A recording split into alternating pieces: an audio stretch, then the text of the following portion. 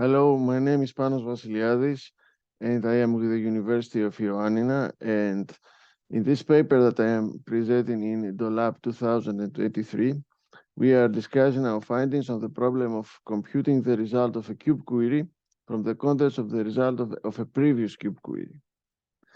Now, multidimensional databases and OLAP have several nice quality, and fundamentally the most important of them is that they are simple, because they practically give the user a spreadsheet-like view of the data.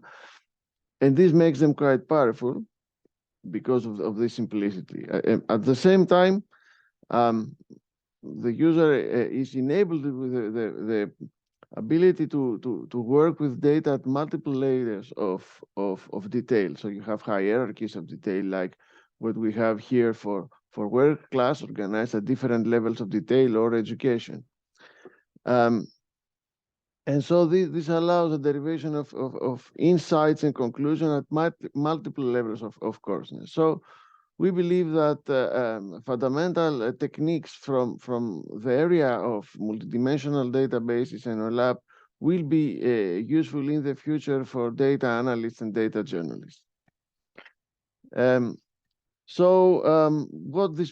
does this paper talk about? The problem that the paper deals with is the possibility of computing the result of a new query from the results of a previous query.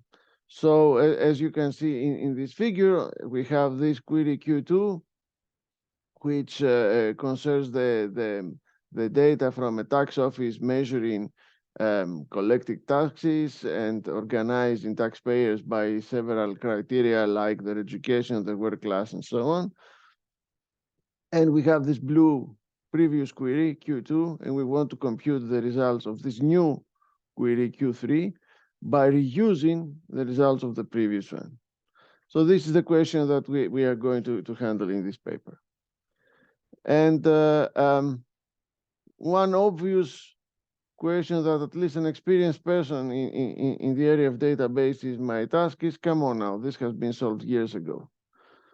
And indeed, there is a huge amount of literature concerning query containment, which means whether you can reuse a query, whether you can determine whether a query that has been answered before can be reused for answering a new query. The view usability, which is a way to combine queries over a set of relations to be rewritten over a set of materialized views that will make this query answering faster, and query rewriting, which is how actually you do the rewriting to perform the query. But unfortunately, all these techniques are mostly based in the simple relational case without hierarchies of level in the dimensions, and so there is actually no simple and yet powerful way to check whether the results of a previous cube are reusable to answer a new cube query, and an algorithm to perform the rewriting and the computation. So apparently the problem has not been solved so far. So in this paper, we address the usability problem. This means you have an old query and you use the results to compute a new query, and the rewriting algorithm to do it. Now, I would like to point your attention to the long version of the paper. It is already uploaded at ArcC for quite some time, which it comes with a full model and algebra for operators conserving the combination of two cubes, and it has several tests and algorithms on various ways through which two cube queries can be related, like their distance, their overlap, their containment, and so on. One of these problems is the usability problem. The recipe. Now, of course, in this presentation, we have only a limited time. We will go very quickly through the different steps of the method. The recipe for handling such a problem is you need a formal model with formal semantics for the queries. For this particular case, you also need to actually embed in the model the particularities of the multidimensional space with the hierarchies of the levels and so on. Exactly due to the existence of different levels of abstraction in each dimension, you need some way to provide equivalent expressions, saying that if you have an expression at the month level and an expression at the day level, they can be comparable. And also due to the particularity of cube queries, which means they are group and filter queries, you need somehow to verify that the combination of group and filter parts of a query produce a meaningful result. And once you have that, then you can go on and produce a usability test and a rewriting algorithm. So this is a recipe, and we were going through the steps of it one at a time at a very high level, of course. So we introduce a model with dimensions and hierarchies of levels within the dimensions. These are the context of the facts. The facts, the Cartesian product of dimensions produces a multidimensional space, and cubes are collections of facts stored in this multidimensional space. Each fact refers to the coordinates of the different dimensions, as well as the measures that it carries. On top of this, you can pose cube queries. Cube queries, I will show an example right away. Cube queries come with several components. You need a detailed data set over which you pose the query, like here. You need a selection condition that filters the interesting parts for the user of this multidimensional space. So here, for example, the analyst asks that the year must be 19 and 20. The work class must be with pay, because we also have a work class without pay, and the education level must be university and postgraduate. And once you filter out the relevant parts of the multidimensional space, then you group by. So you group by month, work class level 1 and education level 2. And as you group by, you also produce aggregate results, like, for example, here, you summarize the taxes paid by each individual. Now, for selection conditions, we assume conjunctive selection conditions with a simple conjunct, one atom per dimension, and the levels of the condition are of the form the level belongs to a set of values. So it's not just equivalence, but participation to a set. And the trick here is that these conditions cannot always be rewritten at different levels of detail. So practically, although you can have a selection condition expressed with respect to year, you can actually map the year to the specific dates at the detailed level where the data are stored. So you can translate the high level condition to the low level cells that are actually stored at the data level. And this, of course, produces the question on how to produce equivalent expressions. And we formally introduce proxy signatures and areas, which are the tools we have to make the mappings at different levels of detail. So a proxy practically performs the rewriting of a high-level expression to lower levels of detail. The signature of every construct is the set of coordinates that characterize such a construct, and the area is a set of cells that live without the signature. And to be more specific, we can see here you have an atom saying date dot year. The year belongs to 19 and 20, and basically the signature is a set of values 19 and 20. The detailed proxy at the month level is from January 19 all the way to December 20. And if you want even more, we can have a more complicated selection condition. Like, for example, here you have date belongs to 19 and 20, where class belongs to with pay, education belongs to all. And this can be translated. Month belongs to January 19 and until December 20, where class belongs to all these possible values, and education takes all the possible values of education at the lowest level. So basically, we have a mechanism to rewrite higher level atoms of selection conditions to lower level equivalents that actually produce the same space of data at the most detailed level. Now, the question that arises is that since we have groupers and filters, do they work together well? And we introduce the notion of perfect reliability. Perfect reliability is the means to characterize whether a selection condition and a grouper work together in harmony and produce meaningful results. The main idea of perfect reliability has to do that once you have applied the filter and then you apply the grouper, the resulting values can include the entire set of detailed values at the lower level of the grouped ones.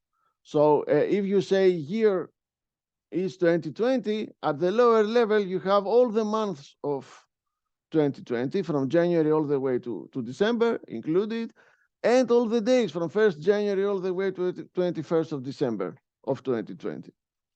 And basically, we introduced two cases.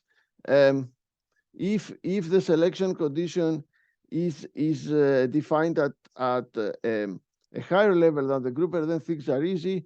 You say, I want year equals to 2020 and group by month. This, by definition, will bring all the months of 2020. The inverse is if the selection condition is at a lower level than the group by, then you must make sure that all the values participate. So basically, when you have this expression, you have month belonging January 2020 all the way to 12th of 2020, and you group by year. The year includes the entire set of month values. So once you can guarantee that, then the result is meaningful because there are no grouper cells in the result that are not computing in the entire basis of their descendant low-level values. And this is a guarantee that if the old query does that and the new query does that, then you can reuse the previous result. Otherwise, this is not possible. So perfect reliability is a key concept for allowing the usability test to succeed. So here you have the definitions. You can check the paper for that. And then we come to the basic question, can we actually compute the result of the new query based on the results of the previous? Do we have a test? Yes, we do. You have 6 conditions to check.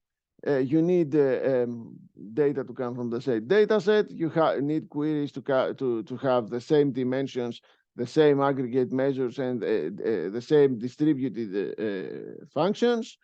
You need queries to be well defined. They have 1 atom per dimension. They are conjunctions of 1 atom per dimension. They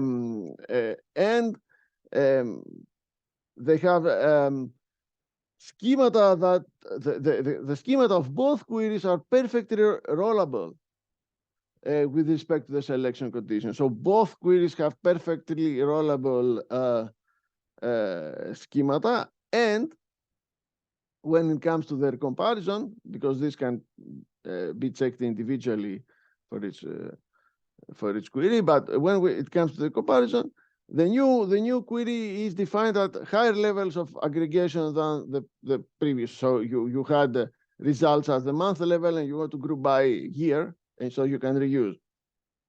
And at the same time, for every atom of the selection condition of the new query, if you rewrite it at the level of the previous one, the set of values that are produced is a subset of the values that existed at the previous one, which is produced by the signature of the respective atom if you transform it at the grouper level. And here is an algorithm. You can check the paper. To give an example, the old query here, Q2, says the year is 1819. We have all the work class, and The education level is post-secondary. And we group this by month, level 1 for work class and level 2 for education. We want the year to be only 2019, work class to be only with pay, and education to be post-secondary. This is identical, if you observe. And we have year for time, level 2 for work class, and level 2 for education as the groupers. So if you compare the new query, they have the same dimensions, they have the same measure, they have a sum, which is a distributed function. The new query is at higher or equal levels of detail than the previous one. All these are well-defined atoms of the individual selection conditions and atoms with respect to their groupers. And if you watch the bottom part of the slide, you will see at the very bottom what is the result after the grouping that is produced by the selection condition of the old query. So you have months, because you have time.month.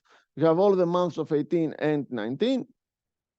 And then you have work class at level L1. So at level L1, you have private, self-employed, government, and without pay. And you have all the post-secondary education at level 3, which is some college, associate college, university, postgraduate. And then if you take Q3 and you rewrite it at the level of Q2, this is a rewriting of this selection at the level of Q2, it produces these values for time, which is a subset, a clear subset of the respective blue ones. This subset of work class values, again a subset of the blue ones, and this subset of education values, which is identical to the previous one. So the year 18 and the without pay can be filtered out, and what is left can be further aggregated to produce the result of query 3. This is the basic idea. Okay, so we rewrite Q3 at the level of Q2 and see whether the values that are produced are a subset of the existing values that had been produced by Q2. And with this, we come to an end. I would like to take the opportunity to introduce my OLAP 3i webpage, where we have all the results of a broader effort that we do in order to rethink how business intelligence and OLAP should be performed. And thank you for watching this video.